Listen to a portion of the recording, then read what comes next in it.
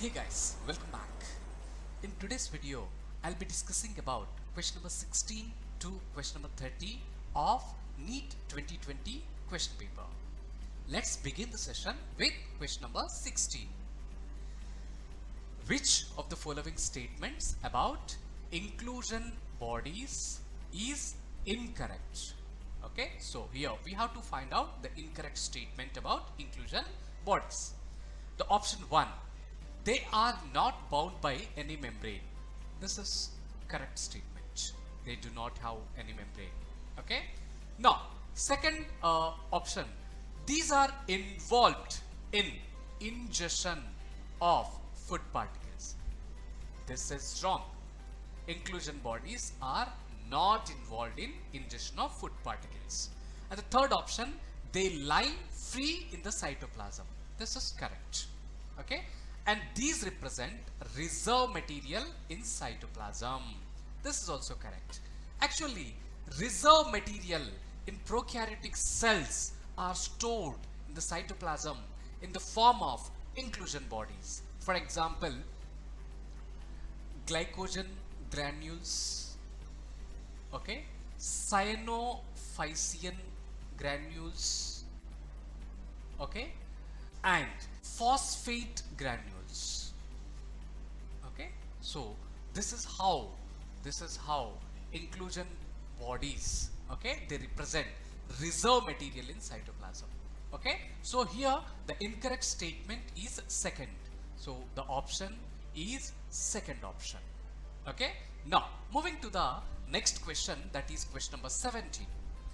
Which is the important site of formation of glycoproteins and glycolipids in eukaryotic cells?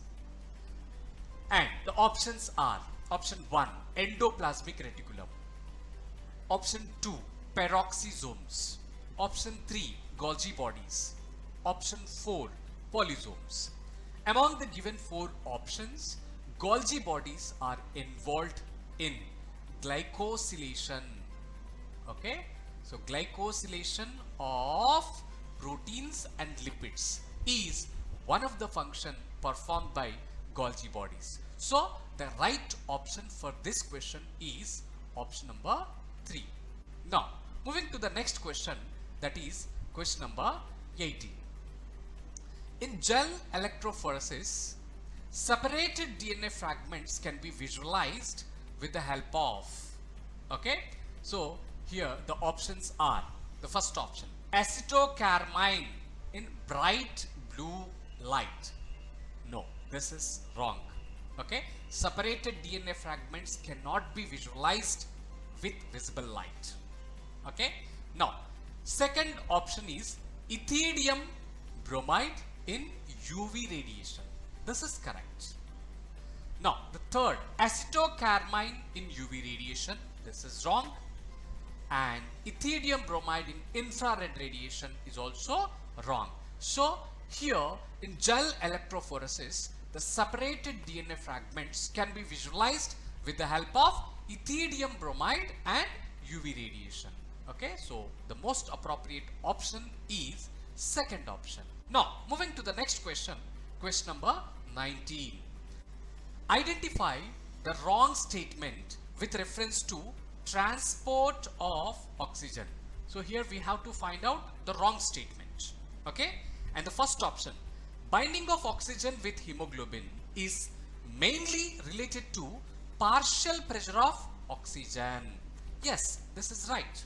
Okay, partial pressure of oxygen. If it is higher, then more oxygen will bind with the hemoglobin to form oxyhemoglobin. This is correct. Now second option, partial pressure of carbon dioxide can interfere with oxygen binding with hemoglobin. This is also correct statement. Okay, partial pressure of carbon dioxide is inversely proportional to binding of oxygen with hemoglobin. Okay, now higher H plus concentration in alveoli favors the formation of oxyhemoglobin. No, it will not favor, it actually interferes. Okay, so this is a wrong statement. Now moving to the next, low partial pressure of carbon dioxide in alveoli favors the formation of oxyhemoglobin. So this is also correct. So among the given 4 options, the most appropriate one is the third option. This is the wrong statement, okay, regarding transport of oxygen. Now moving to the next question, that is question number 20. Ray florets have option 1 inferior ovary, option 2 superior ovary, option 3 hypogynous ovary, option 4 half inferior ovary. Okay, so here ray florets, generally they are found in sunflower, they have inferior ovary. So this is the most appropriate option. Now question number 21. The specific palindromic sequence which is recognized by EcoR1, okay, is here the option 1 5' GAA TTC 3' and 3' CTT AAG 5'. Second option 5' GGAA CC 3' and 3' CCTT GG 5'. And the third option 5' CTT AAG 3', 3' GAA TTC 5'. And the fourth option 5' GGA TCC 3' and 3' CCTA GG 5'. So here among the 4 given options, the palindromic sequence which is recognized by EcoR1 is GAA TTC and CTT AAG. Okay, so this is the right option. Palindromic sequence is actually, it reads the same on 2 strands. Reads the same on 2 strands. Okay, when the orientation of reading is same. Here orientation of reading in this strand is 5' to 3', GAA TTC. So this is the orientation of reading. Now in the second strand, this will be the orientation of reading. Okay, GAA TTC, GAA TTC. So when orientation of reading is kept same, okay, here the sequence of these base pairs, they read the same. Here this is the reason, this is a palindromic sequence, and here EcoR1 cuts this sequence between G and A, like this it will cut. Okay, so the appropriate option for this question is option number 1. Now moving to the next question, question number 22. Identify the wrong statement with regard to restriction enzymes. Here restriction enzymes are those enzymes which cleave DNA into fragments, okay, at or near restriction sites. Okay, at or near restriction sites, they are cleaving the DNA into fragments. Those enzymes are called restriction enzymes, and we have to find out the wrong statement with regard to these restriction enzymes. Option number 1, each restriction enzyme functions by inspecting the length of a DNA sequence. Yes, this is correct statement. Okay, now they cut the strand of DNA at palindromic sites. Yes, and the third statement, they are useful in genetic engineering. Yes, this is correct. And fourth, sticky ends can be joined by using DNA ligases. Okay, so here DNA ligases are not restriction enzymes. Restriction enzymes are those enzymes which are cleaving the DNA into fragments, but these DNA ligases, they are joining the sticky ends. Okay, so as this is not a restriction enzyme, okay, so this is the wrong statement with regard to restriction enzyme. Okay, so this is about question number 22. Now moving to next question, that is question number 23. Which of the following is put into anaerobic sludge digester for further sewage treatment? Here, first option, primary sludge. Primary sludge is nothing but all solids that settle. Okay, so in the primary treatment, okay, that is called primary sludge. Okay, this cannot be added. Second option is floating debris. No, floating debris cannot be added. Okay, and the third option, effluents of primary treatment. Okay, the supernatant is called effluent. That also, okay, cannot be added. Okay, and the last one, activated sludge.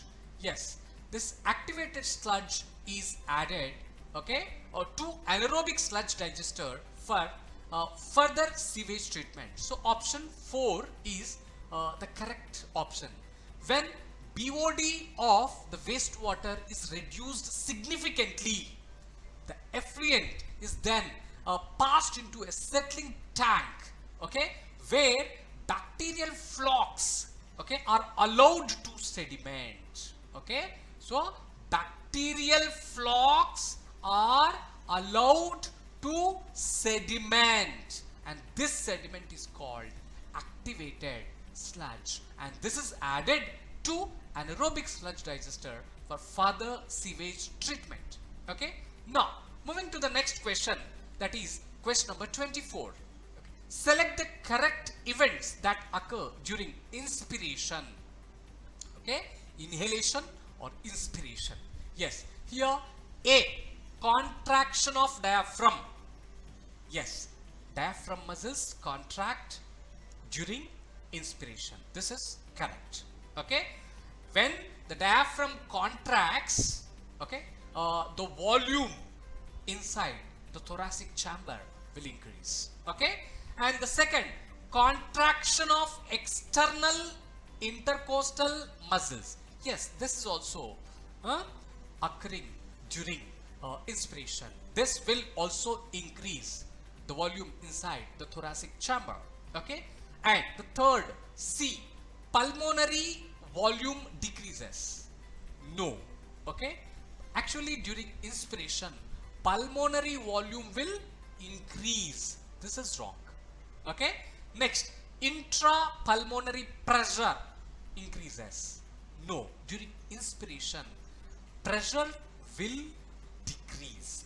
So here A and B are the correct events that occur during inspiration.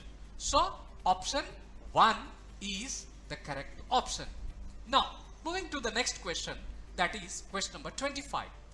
If the head of cockroach is removed, it may live for few days because, first option, the supraesophageal ganglia of the cockroach are situated in the ventral part of abdomen. This is wrong.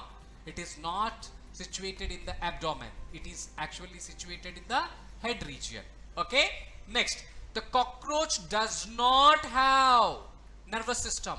No, it has nervous system.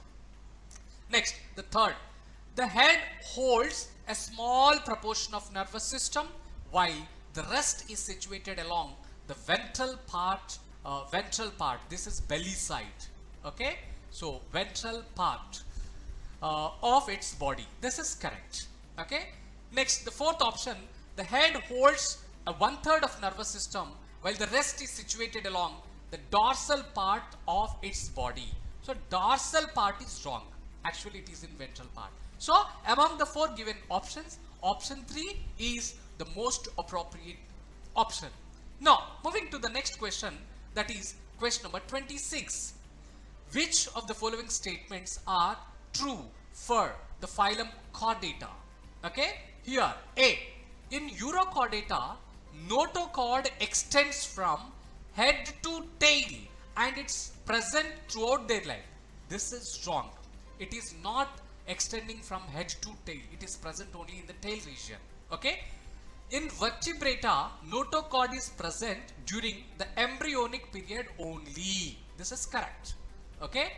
This is correct. In embryonic stage only we find notochord. Later it is replaced with vertebral column. Now, central nervous system is dorsal hollow. Yes, this is also correct. Okay. In Chordata phylum, central nervous system is dorsal, hollow and single. Okay. So this is the correct statement. Now, the fourth D statement. Chordata is divided into three subphyla: Hemichordata, Tunicata, Cephalochordata. Hemichordata is wrong. Okay. So, among the given statements, B and C are correct. So, option 4 is the most appropriate option for this question. Now, moving to the next question, question number 27. Match the organism with its use in biotechnology. Organism and its use in biotechnology, and select the correct option. Here, column 1, Bacillus thuringiensis, Thermus aquaticus, Agrobacterium tumefaciens, Salmonella typhimurium. These are the organisms given in column 1. Now, use in biotechnology is given in column 2. Okay, as cloning vector. Next, construction of first rDNA molecule.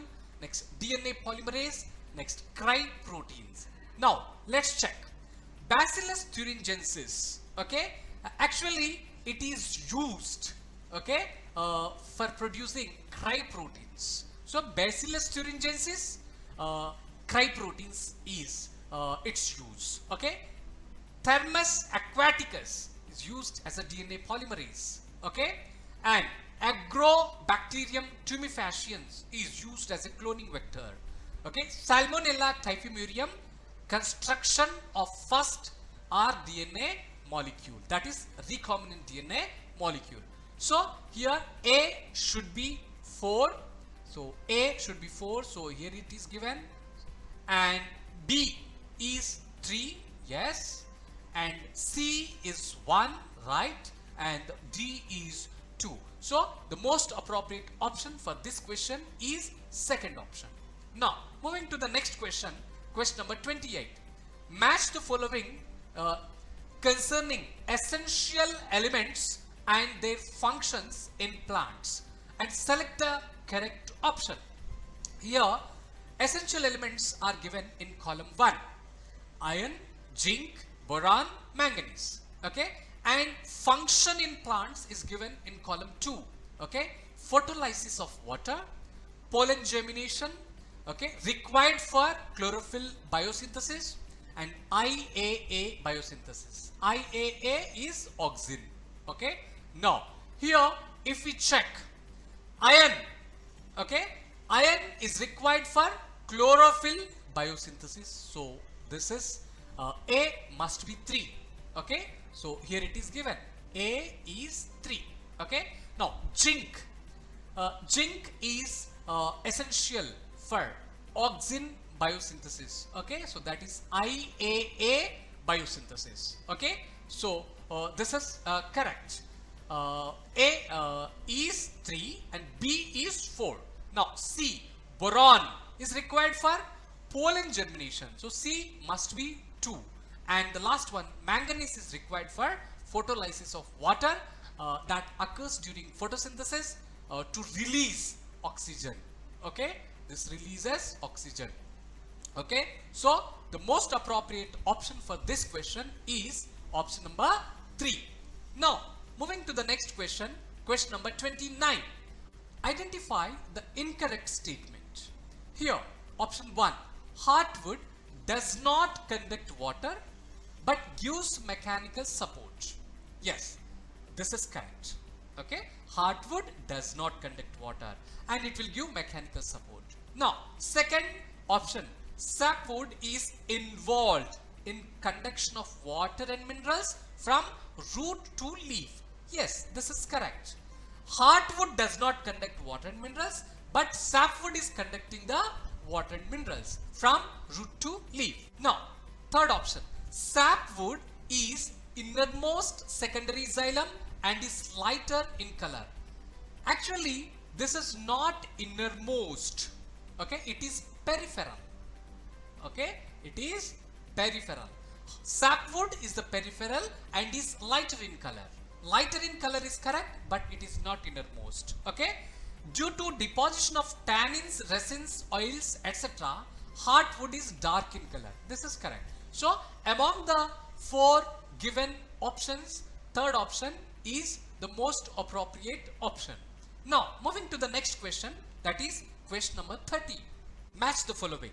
In column 1, functions of the compounds are given. In column 2, the compounds are given. Okay, here A, inhibitor of catalytic activity. This catalytic activity is shown by enzymes. Okay, so we have to find out among these four given compounds a compound that is acting as inhibitor for the enzyme. Okay, so here malonate is actually the inhibitor of catalytic activity. It is inhibiting succinic dehydrogenase. Succinic dehydrogenase. Okay, now so this is the role of malonate. Now possess peptide bonds. Peptide bonds are found in proteins. Okay, so resin, chitin, collagen. So among these options, collagen is a protein. Okay, now the C, cell wall material in fungi. In fungi, the cell wall is made up of chitin. So this is third. Okay, secondary metabolite. Resin is a secondary metabolite. So among the given options, okay, A should be 2, okay, and B should be 4. Okay, 2, 4. So here option 1 will be the correct. Cell wall is chitin 3 and secondary metabolite resin 1. So this is the right option for question number 30. Okay, this is all about today's video. If you are new to my channel, subscribe for more videos. If you liked it, share it with your friends. I'll be back with more videos. Have a great day. Thank you all.